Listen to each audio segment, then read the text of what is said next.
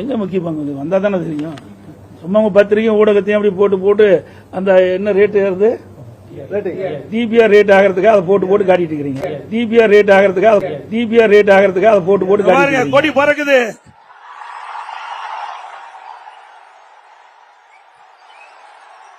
பிள்ளையார் சொல்லி போட்டாங்க, எழுச்சி ஆரவாரம். ஸ்டாலின் அவர்களே, கோமராபாளையத்தில் நடைபெற்ற கூட்டத்தினுடைய ஆரவாரம் செவிய தொலைச்சிக்கிட்டு போகுது.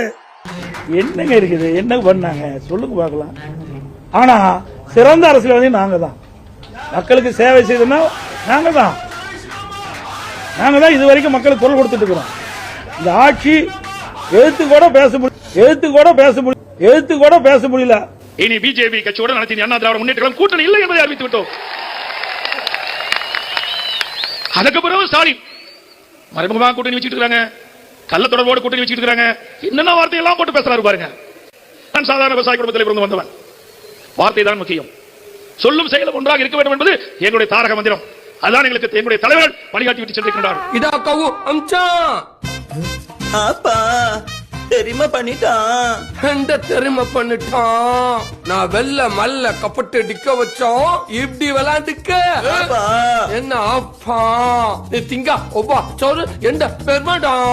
நான் திங்க டிஃபா அது போய் என் கஷ்டம்.